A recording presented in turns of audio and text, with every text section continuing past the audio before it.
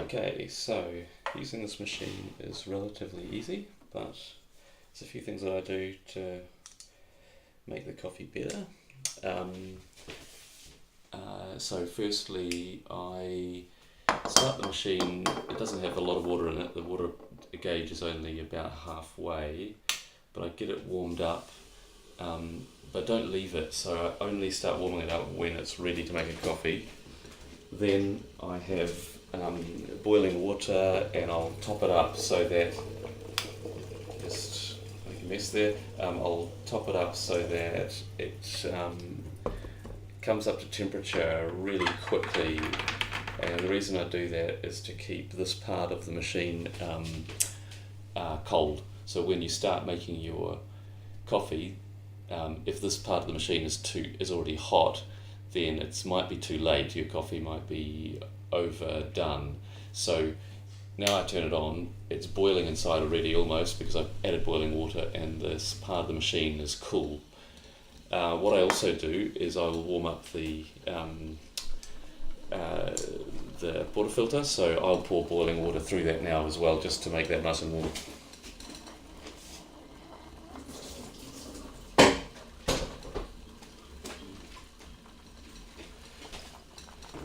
You want to dry it out as well before you put the coffee in it, so that you're not you don't have wet coffee in the portafilter. Then I measure the coffee in, and I actually do it by weight. So it's in this portafilter, which is a bit smaller than the professional ones.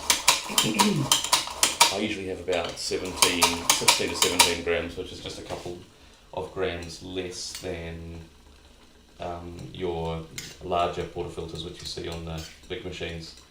And when I'm pouring it in, then what you can see in here, there's some, that might be difficult there. There are some lumps in the ground coffee, so I just gently break them up and make sure that it's just there's no big large lumps. If you do get any large lumps or any places where there's no coffee in the portafilter, what you can end up with is channeling, where the water preferentially goes one route instead of another, and we don't want that.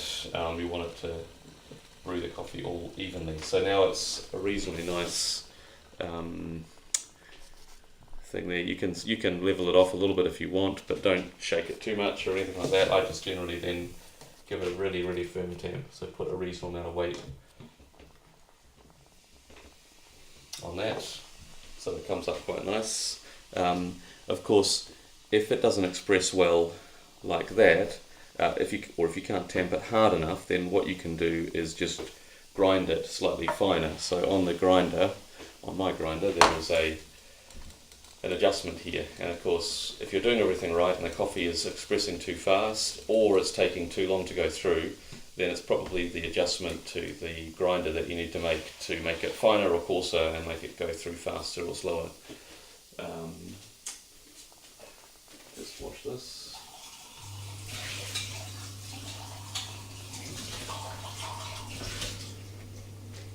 So in addition to warming this up, I also warm the cup up as well. So I'm just going to pour some boiling water into the cup to make that ready. And now the machine green light is about to go off. It's pretty close now. So I've got my coffee ready, I've got my cup warmed up, the green light's gone off, and this head here should just be starting to get warm. You should still be able to touch it, although it's getting quite hot. What I do now to bring that up to the right temperature is just to express a little bit of water through it. Only a little bit, so the water level comes down just a little bit, but not all the way. And then I'm ready to express the coffee. Of course, I'm going to tip the water out of this.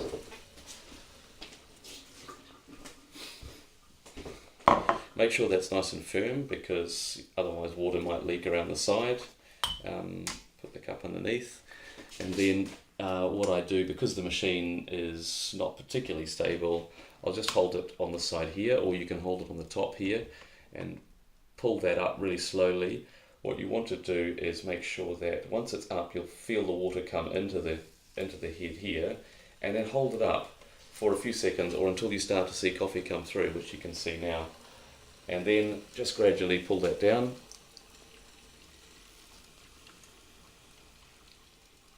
You can see that coffee, it's started to get lighter. Generally you want to express for 10, 15, 20 seconds or something like that. And there you go, that's plenty. It shouldn't really have come up like that, but now you can see, I think you can see there, the coffee in there. Yep.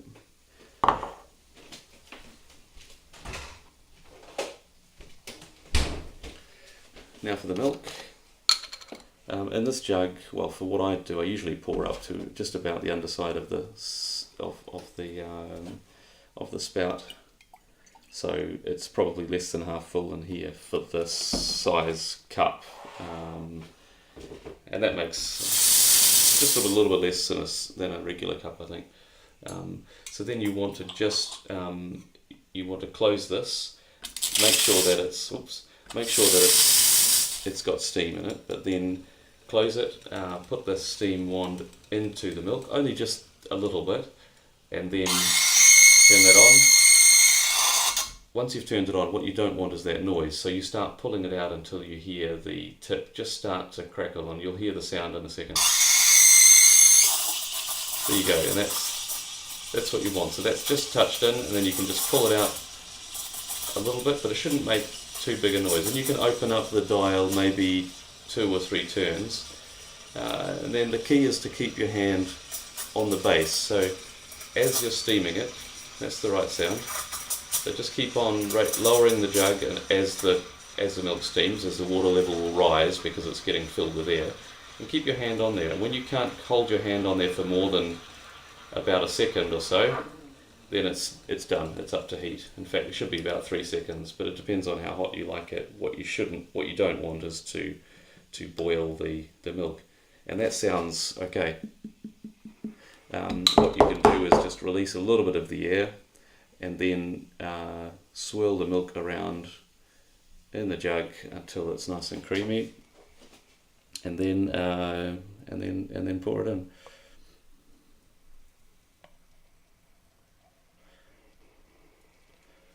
Hopefully that looks alright. You can't really see very easily there, but that's a nice coffee. Now, if you want to make a second coffee, then that's fine.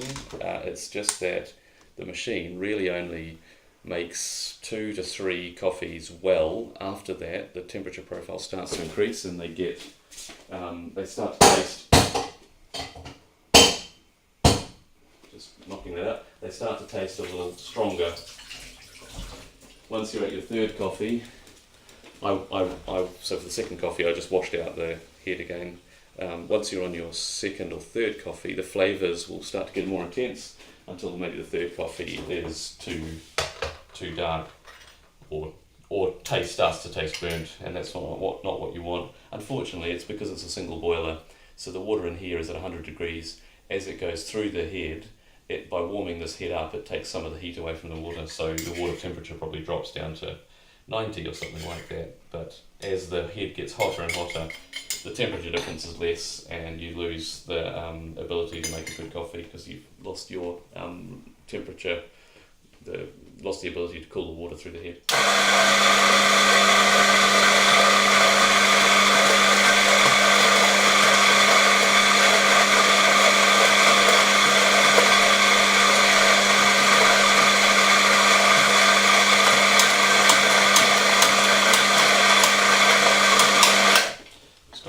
Coffee,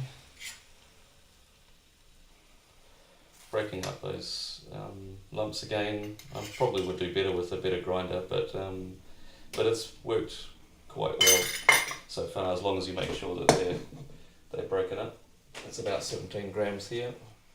It's looking all right, but I actually need a second cup, which I didn't prepare beforehand.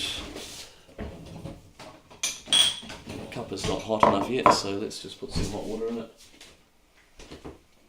I think the reason that we do this is just because the coffee is fine cold, but changing the temperature of the coffee quickly can make changes to the coffee, I think, and change its flavour. So what you want to do it's allowed, you can let a coffee cool down and it will still taste good. But if you when you express it into a cold cup, it can change the flavour if you cool it down too quickly. So having the cup hot means that it stays the same temperature and then only cools down slowly once it's in the cup, or cools down with the cup. So again, all good. Putting my hand here to stop it overturning and then just gently raising it. Now the water's a bit hotter, it'll take a little bit longer to come through, so I'm holding it here to pre-infuse, and this is what you should do with every coffee. It showed that my previous batch, my grind is a little bit too coarse at the moment, because the first cup it immediately came through. Now I've held it up here for more than 5 seconds. It basically pre-infuses, so lets the water go through the coffee and soak it before you put the pressure on. That's pretty important. So now I'm putting the pressure on and it should come through nice and quickly, and I'll put this behind there so you can see that maybe. Yeah, sort of. So that's coming through now, and it should only come through in a single stream. If it's coming through in a lot of other places, then you may be not tamping it well, and it might be squirting through in other areas, and it really shouldn't be. It should only come through as a single line. That's enough.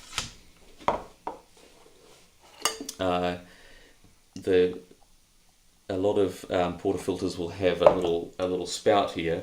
I've removed that on this portafilter so that you can see more clearly what's happening underneath, and it helps because if you don't tamp right, you'll have channeling, which will mean that you might have a small stream of coffee coming out one side and another one coming out the other side, which means there's flow paths through the coffee that shouldn't be there. So your tamping or your grinding is not done right. But if there's a single stream, it all collects and then goes down the middle, then that's great. Right. More milk.